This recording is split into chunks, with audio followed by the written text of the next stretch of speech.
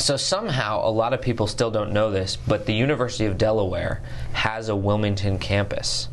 And from the University of Delaware's Wilmington campus, today we have a special guest, David Teague. Welcome to the Wilmington Show. Thank you. Thank you for coming. So, why do you think it is that a lot of people don't know that UD's got a campus here? Well, I think because we do such a great job in Newark that the light doesn't shine out to the Wilmington campus. There's one in Dover and in Georgetown too. It's the Associate in Arts program, so it's our 2-year degree program, and I think it is one of those literally best kept secrets. We have been here in one form or another since I believe 1972. So you've been here for a while. Yeah, and I've been here since '94.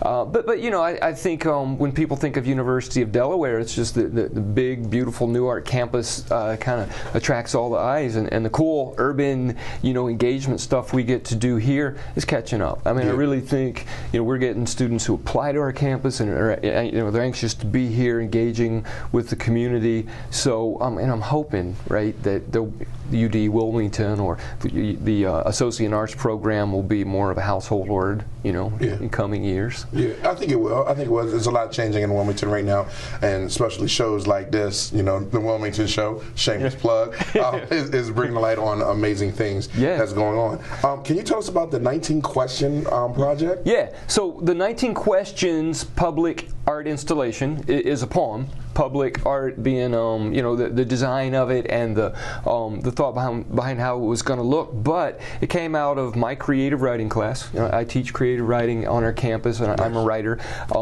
We like to think about how, I guess it goes like this. For years, I could just stand up in the classroom and say, poetry matters. Poetry will change the world. Right. And over the past few years, in our country and in our town, that's kind of been put to the test because there are real substantive issues that my students face and their families face and that Wilmington faces that I don't think, frankly, reading really pretty poems out of a book in a classroom, I can't really demonstrate what difference that makes. Right. So that made me want to kind of break those walls down in the classroom and get out to meet our neighbors. We did this in conjunction with St. Andrew and Matthew Church and with the Creative District of Wilmington. And actually, one of the really beautiful things going on the Newark campus that comes up here is that we have a partnership for arts and culture now. So they funded a program for us to go out and meet our neighbors, and we drew this from the great poet Walt Whitman, a question poem. Can you make a whole poem out of questions?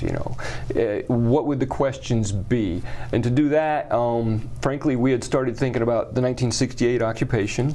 We began to talk to our neighbors. We went to a storytelling circle at St. Andrew and Matthew Church, listened to the church elders who had been civil rights activists at the time and talk about that really pivotal year. My students had talked to their parents and to frankly, we're on Market Street. One of our buildings is at 8th and King. The other is down at the Del Tech building down at 4th and Orange.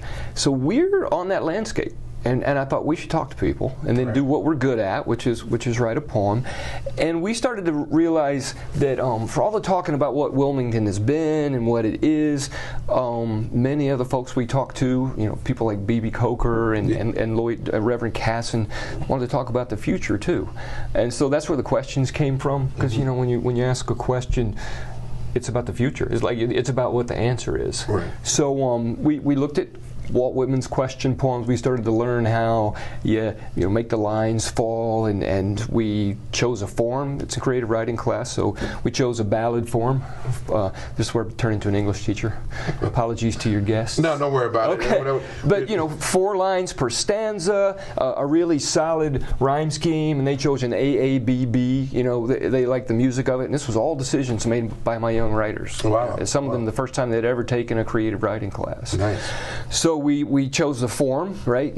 As a poet, you really want the rhythm, the meter, all that to fit. Right. And you're going to be reading us a single stanza? I'll read as many as you want, but I could certainly pick out a stanza. Why don't you pick out a stanza? We want to give people a little taste, and then they can go. Shall I do that now? Yes. All right. How about if I start with the first, and it's on the wall for anyone to come look at if they want to see the rest. Which wall? It's on the wall of the St. Andrew and Matthew Church. That is the Episcopal Church at the corner of. Which that church has a really cool story of. It was two. Yeah. It was a black congregation and white congregation that came together. Absolutely. They have cool music and stuff there too. It's an amazing place, and we're their neighbor, and we never had met them. Literally met. So we went to a storytelling night, and we saw a lot of that. A very diverse group of kids listening to their elders, and so this is where these questions came from. That's awesome. We came up with 19. It was originally 33. That's a very long poem. So now it's 19. So this is that first stanza. Right. 19 questions. How can we make a change? Is it in our community's range? How can you strive for positive impact? How would your actions make a child react? So you get the way they caught the rhyme, the way they make all those stanzas pay off, and yeah, it was a great experience for some of my students to find a voice for the first time. Really feel like this is literally published. It's literally public. Mm-hmm. They can go by and see their voices. Their work out on the there. Wall. Yeah, it's an amazing feeling. So where are you from originally? I grew up in Arkansas. Got it. Could you guess? A little bit. I could. Little Bill Clinton thing back there. Yeah. Well, David, is there anything else you want people to know about this project or the Wilmington campus of UD or anything else? Well, I think if I could say something about our campus, it's an opportunity for people who want to engage a community, the Wilmington community, in a really special way to learn a lot. I mean, I wouldn't say learn things that you couldn't learn in Newark or at the University of Maryland or at Rutgers, but I think those of us who are attached to Wilmington and want to really, on a one-to-one basis, engage and make friends down here, we've really got that going on with projects like this. I think the idea that we can all share in art, that there are questions we all might want to answer, is one that we want to keep pursuing. The 19 questions, my vision is we write a poem to answer every one, so that soon, that's a big wall, and soon it's covered, with the murals that have the answer poems.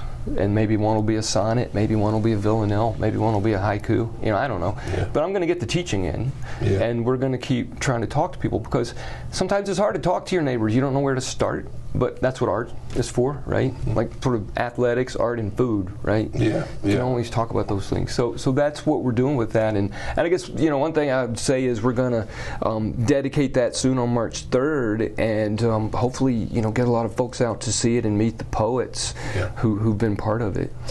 Very cool. So on March 3rd, there's a dedication of the mural at St. Andrew and Matthew Church. That's at the corner of 7th and Shipley, 8th and Shipley? 8th and Shipley. 8th and Shipley. Yeah. So St. Andrew and Matthew, that's March 3rd. And thank you so much for coming to the Wilmington Show, David. At 3 p.m. Appreciate it. 3 p.m., that's important to know. Don't just show up. You can come to church and wait. You can't just show up at any point in the day. Right. Just be there on the corner. They'll be waiting for you. Yeah, we'll be there all day long. Make sure you like, comment, and subscribe. And if you have any positive stories that Zach and myself need to talk about, be sure to submit it at stories.wilmington.love.